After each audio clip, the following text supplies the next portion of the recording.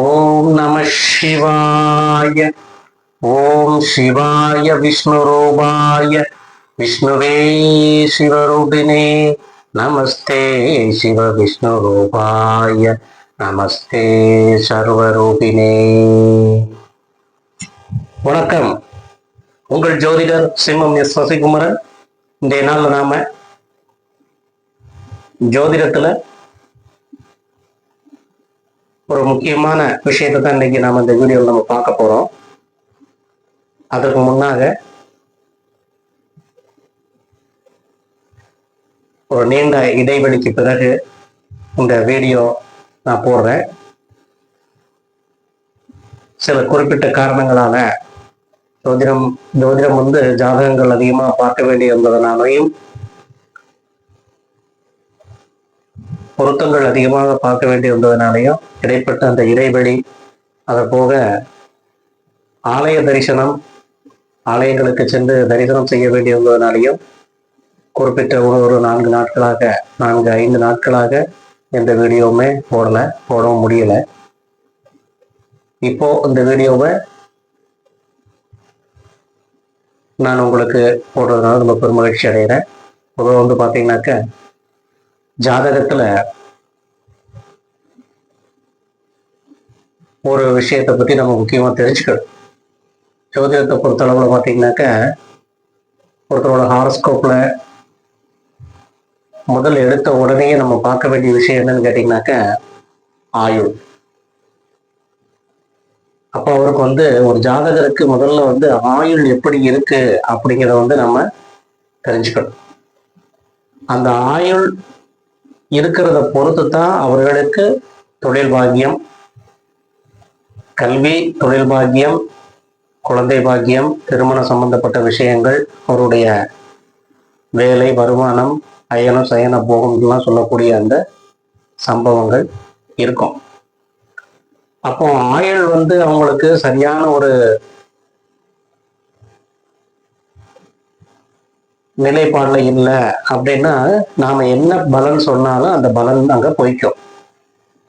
அப்போ அவருக்கு நம்ம வந்து ஃபர்ஸ்ட் பார்த்தோம்னாக்க ஒரு ஜாதகத்தை பொறுத்தவரை நம்ம வந்து ஃபர்ஸ்ட் ஆயுள் எப்படி இருக்கு, அவருக்கு அற்ப ஆயுள் இருக்கா, மதிம ஆயுள் இருக்கா, நீண்ட ஆயுள் இருக்குதா அப்படிங்கிறதெல்லாம் நாம வந்து அந்த ஜாதகருக்கு ஃபர்ஸ்ட் நம்ம கணிச்சிடணும். அப்போ இந்த ஆயுள் விஷயத்தை பொறுத்தளவுல வந்து நம்ம அதை கணிச்சா மட்டும்தான் அடுத்து அவருக்கு நம்ம சொல்லக்கூடிய பலன்கள், அவர் எப்படி இருப்பாரு அப்படிங்கிறத பத்தி நாம அடுத்து சொல்லணும். உதாரண ஜாதகத்துக்கு நம்ம ஒரு ஜாதகத்தை வந்து நம்ம எடுத்து பார்த்தோம்னா அந்த ஜாதகத்துல மாரகாதிபதினு சொல்லக்கூடிய பொதுவாக வந்து பாத்தீங்கன்னாக்க ஒரு ஹாரோஸ்கோப் இருக்குனாக்க, இப்ப இது உதாரண ஜாதகம். இந்த உதாரண ஜாதகத்தை பொறுத்த அளவுல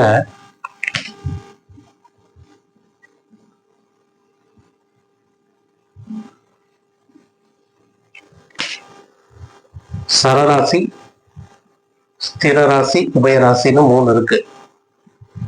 அப்போ சரம் ஸ்திரம் உபயம், சரம் ஸ்திரம் உபயம், சரம் ஸ்திரம் உபயம், சரம் ஸ்திரம் உபயம் சொல்லிட்டு இந்த ராசி கட்டங்கள் இருக்கு. அப்போ சரராசி நம்ம எடுத்துக்கிட்டோம்னாக்க மேசராசி சரராசி, கடகராசி சரராசி, துலாம் ராசி சரராசி, மகர ராசி சரராசி.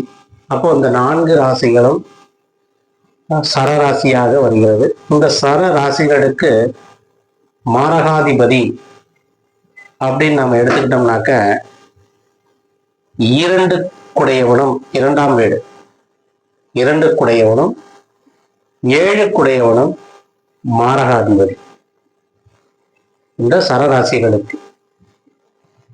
அதுபோல இந்த சரராசிக்கு 11வது வீடுன்னு சொல்லக்கூடிய கும்பராசி வந்து பாதகாதிபதியாக மாறுவார். அப்போ இந்த மாரகாதிபதி அப்படின்னு சொல்லக்கூடிய இந்த 2 7ஆம் வீட்டு அதிபதிகள் அந்த ஜாதகருக்கு மரணத்தை விளைவிக்கக்கூடிய அந்த தசா புத்தி காலங்கள்ல வந்து மரணத்தை விளைவிக்கக்கூடிய, மரணத்தை ஏற்படுத்தக்கூடிய அந்த காலகட்டங்கள்ல வரும்போது, தசா புத்தி காலங்கள் வரும்போது அவர்களுக்கு மரணத்தை ஏற்படுத்துவார். இந்த பாதகாதிபதினு சொல்லக்கூடிய அந்த ஸ்தானம், அந்த வீட்டின் அதிபதி அந்த ஜாதகருக்கு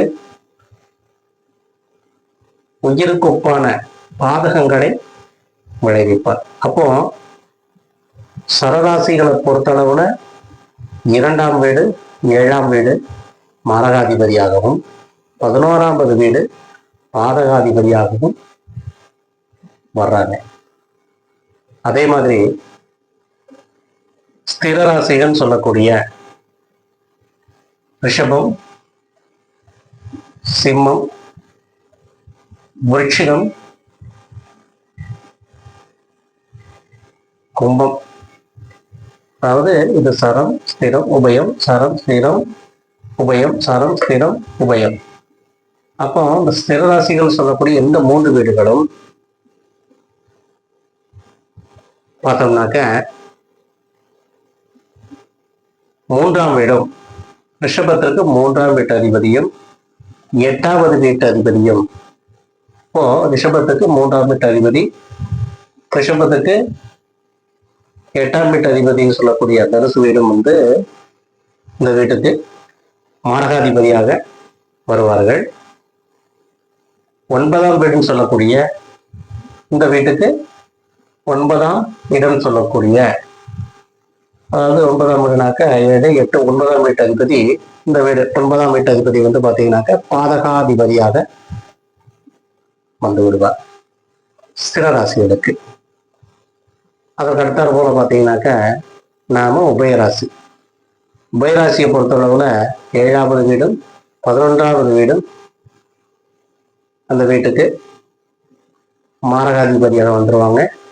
7வது வீடு இந்த வீட்டுக்கு வந்து பாதகாதிபதியாக வந்துவிடும். அப்போ இந்த சரம் ஸ்திரம் உபயம் சொல்லக்கூடிய இந்த வீடுகளுக்கு மாரகாதிபதி பாதகாதிபதியை நாம பார்த்தோம். இப்போ அந்த மாரகாதிபதி பாதகாதிபதி எந்த மாதிரியான விஷயங்களை அந்த ஜாதகருக்கு அந்த காலகட்டத்துல செய்வார் அப்படிங்கிறத நாம ஒரு உதாரண ஜாதகத்தை வச்சு நம்ம பார்த்துடலாம். இப்போ இது ஒரு உதாரண ஜாதகம். இந்த உதாரண ஜாதகத்துல கன்னியா லக்னம், கன்னியா லக்னத்துல உத்திரம் 4ஆம் பாதம் வந்து பாத்தீங்கன்னாக்க உத்திரம் 4ஆம் பாதம் சொல்லக்கூடிய அந்த பாதத்துல அந்த லக்ன புள்ளி விழுந்திருக்கு. ராசி பார்த்தீங்கன்னாக்கா மகர ராசி, அவிட்ட நட்சத்திரம். இப்போ மகர ராசி அவிட்ட நட்சத்திரம், அது செவ்வாய் சாரம் வாங்கியிருக்கு. உங்க லக்னாதிபதி சூரியனோட சாரம் வாங்கியிருக்கு. மகர ராசிக்கு 2ஆம் இடமும் 7ஆம் இடமும் 2ஆம் இடமும் 7ஆம் இடமும் மகரத்திற்கு 2ம் 7ம் இந்த வீட்டுக்கு மாரகாதிபதி வீடு. மகரத்திற்கு 11ஆம் வீடு, 11ஆம் வீடுன்னு சொல்லக்கூடிய விருச்சிக வீடு வந்து பாதகாதிபதியாகவும் இந்த வீட்டுக்கு வருது. அப்போ இந்த மாரகாதிபதி சொல்லக்கூடிய சனி, இப்போ இந்த இரண்டுக்கு 7ஆம் வீடு வந்து திதிசூனிய பாதகம் ஆயிடுச்சு. இது சந்திரனுடைய வீடு. இந்த 2ஆம் வீடு சொல்லக்கூடிய கும்ப வீடு வந்து மாரகாதிபதியா இங்க வர்றாரு. அப்போ அந்த மாரகாதிபதி எங்க இருக்கிறார் அப்படின்னு பார்த்தோம்னாக்க 11ஆம் இடத்துல பாதகஸ்தானத்துல அமர்ந்திருக்கார். அப்போ அவர் என்ன பண்ணுவார் அப்படின்னா உயிருக்கு சமமான அந்த பாதக விளைவுகளை அவர் ஏற்படுத்துவார் இந்த ஜாதகருக்கு. அப்போ இவங்களுக்கு இந்த காலகட்டங்கள் வரும் பொழுது, அந்த குறிப்பிட்ட காலகட்டங்கள் சனி தசை சனி புத்தி வரும்போது இந்த ஜாதகருக்கு இந்த 11ஆம் வீட்டு அதிபதி பாதகமான செயல்களை உயிருக்கு கேடு விளைவிக்கும், உயிருக்கு ஆபத்து விளைவிக்கும் அந்த செயலை இந்த ஜாதகருக்கு செய்வான். அப்போ 2ஆம் இடத்து அதிபதி மாரகதிக்க அதிபதியா வர்றதுனால, அப்போ மகர ராசிக்கு 2ஆம் இடத்தினுடைய கும்பராசி, சனி தான் இந்த வீட்டின் அதிபதி, அங்க குரு உட்கார்ந்துருக்காரு, சனி தான் இந்த வீட்டின் அதிபதி. அப்போ அந்த அதிபதி 11ஆம் இட்ட பாதக செயல் உட்கார்ந்துருக்காங்க. இவங்களுக்கு இந்த சனி தசை சனி புத்தி வரும்போது இந்த பாதகமான செயல் இங்கே ஏற்படும். அப்போ ஒரு ஜாதகத்துல அந்த காலகட்டம், குறிப்பிட்ட காலகட்டங்கள் வரும் பொழுது அந்த ஜாதகருக்கு அந்த பாதகமான செயல்களை அந்த மார்காதிபதி செய்து விடுவார். அப்போ ஒரு ஜாதகத்தை பொறுத்தளவுல பாத்தீங்கன்னாக்கா, ஒருத்தருக்கு இறப்பு என்பது அந்த காலகட்டங்கள்ல நிச்சயம் உண்டு. அதையும் நம்ம இதுவரைக்கும் இறப்புகளை சரியா கணிச்ச ஜோதிட குருமார்கள் நிறைய பேர் இருக்கிறாங்க. இந்த காலகட்டங்கள்ல அவருக்கு இந்த மாதிரி பாதிப்புகளை ஏற்படுத்தும் அப்படின்னு துல்லியமாக யாரும் சொன்னதில்லை. ஆனா குறிப்பிட்ட காலங்கள்ல அவர்களுக்கு அந்த விஷயங்கள் நடக்கும் அப்படின்னு சொல்லி வச்சிருக்காங்க. அப்போ ஒரு ஜாதகருக்கு இப்படித்தான் இந்த மாதிரி தான் நாம ஒரு ஜாதகருக்கு நாம் கணிக்க வேண்டும். இந்த காலகட்டங்கள்ல இந்த மாதிரி சூழ்நிலைகள் வரும் பொழுது அவர்களுக்கு அந்த உயிருக்கு கண்டம் விளைவிக்கக்கூடிய அந்த செயல்கள் நடக்கும் அப்படிங்கிறத நம்ம உறுதியா சொல்லலாம். அப்போ ஒரு ஜாதகருக்கு அந்த மாரகாதிபதி தசாபுத்திய காலங்கள்ல நிச்சயமாக அவர்களுக்கு உயிருக்கு பங்கம் விளைவிக்கும் அப்படிங்கிறத நாம தெரிஞ்சுக்கலாம். அப்போ ஒரு ஜாதகத்தை பொறுத்தவரை பாத்தீங்கன்னாக்கா, முதல்ல நம்ம பார்க்க வேண்டியது, ஒருத்தர் ஜாதகம் பார்க்க வர்றாங்கன்னா அந்த ஜாதகருக்கு ஆயுள் எப்படி இருக்குது அப்படிங்கிறத நம்ம ஃபர்ஸ்ட் எடுத்து அவங்களுக்கு பார்த்து சொல்லணும். அதுக்கு அடுத்துதான் அவர்களுக்கு எந்த மாதிரியான விஷயங்கள்லாம் அடுத்தடுத்து நடக்கும் அப்படிங்கிறத நம்ம சொல்லணும். அற்ப ஆயுளா இருக்குது, அற்ப ஆயுள் இருக்கிற ஒரு 25 வயசு, 26 வயசு, 27 வயசு, அந்த 28 வயசுக்குள்ள இருக்கிறாங்க அப்படின்னாக்கா, அவர்களுக்கு 30 வயசுக்கு 35 வயசுக்குள்ள பலாபலன்களை சொல்லி எந்த பிரயோஜனமும் இல்லை. அது சொல்ல வேண்டிய அவசியமும் இல்லை. அப்போ முதல்ல நம்ம கணிக்க வேண்டியது ஆயுளை தான். இந்த ஆயுளை நம்ம பார்த்துட்டோம்னாக்க, அடுத்து இந்த ஆயுள் அற்ப ஆயுளா இருக்குதுனாக்கா அவர்களிடத்தை நம்ம சொல்லி அதை நம்ம பாதகம் விளைவிக்கக்கூடிய செயல்கள் இருக்கு அப்படிங்கிறத பார்த்துட்டு அந்த ஜாதகத்தை நாம கூறிவிடலாம். அப்போ ஜோதிடம் பாத்தீங்கன்னாக்கா வாழ்க்கையின் ஒரு வழிகாட்டி, வாழ்க்கைக்கு ஒரு வழிகாட்டி. அந்த விஷயத்தை பத்தி நாம முழுமையா தெரிஞ்சுக்கணும் அப்படின்னாக்க சப்ஸ்கிரைப் பண்ணுங்க, சப்ஸ்கிரைப் பண்ணாதவங்க லைக் பண்ணாதவங்க லைக் பண்ணுங்க. இது போன்ற வீடியோக்கள் உங்களுக்கு அடுத்தடுத்து வரும். இந்த வீடியோக்களை நீங்க பார்த்துட்டு உங்களுக்கு இருக்கக்கூடிய சந்தேக கேள்விகளை நீங்க கேட்கலாம். யாருக்காவது ஜாதகம் பார்க்கணும்னு நீங்க நினைக்கிறீங்க அப்படின்னாக்க டிஸ்கிரிப்ஷன்ல நம்பர் கொடுத்துருக்குறோம். இந்த நம்பருக்கு நீங்க உங்களுடைய ஹாரோஸ்கோப்பை நீங்க சென்ட் பண்ணுங்க. அதை பார்த்துட்டு நாங்கள் உங்களுக்கு உங்களுடைய ஜாதகத்தை பார்த்து சொல்கிறோம். வாழ்க வளமுடன். நன்றி, வணக்கம்.